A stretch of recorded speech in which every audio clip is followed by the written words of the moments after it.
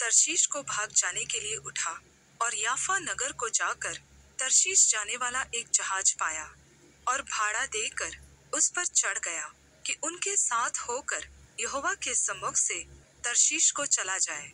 तब यहोवा ने समुद्र में एक प्रचंड आंधी चलाई और समुद्र में बड़ी आंधी उठी, यहाँ तक कि जहाज टूटने पर था।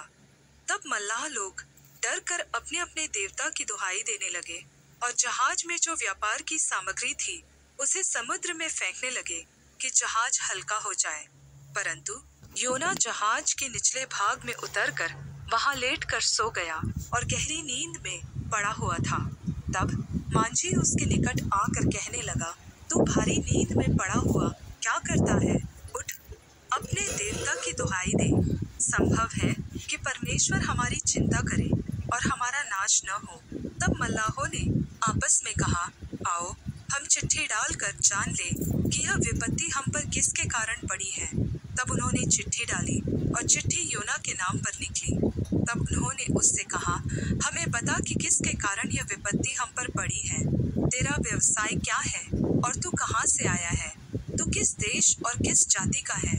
उसने उनसे कहा, मैं इब्री हूँ और स्वर्ग का परमेश्वर यहोवा जिसने जल स्थल दोनों को बनाया है उसी का भय मानता हूँ। तब वे बहुत डर गए और उससे कहने लगे, तूने यह क्या किया है?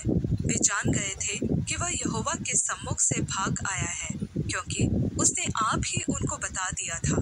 तब उन्होंने उससे पूछा, हम तेरे साथ क्या करें जिससे समुद्र शांत हो जाए? उस समय समुद्र की लहरें बढ़ती ही जाती थी। उसने उनसे कहा, मुझे उठाकर समुद्र में फेंक दो, तब समुद्र शांत पड़ जाएगा, क्योंकि मैं जानता हूँ कि यह भारी आंधी तुम्हारे ऊपर मेरे ही कारण आई है। तो भी वे बड़े यत्न से खेते रहे कि उसको किनारे पर लगाए, परंतु पहुंच न सके, क्योंकि समुद्र की लहरें उनके विरुद्ध बढ़ती ही जाती थी।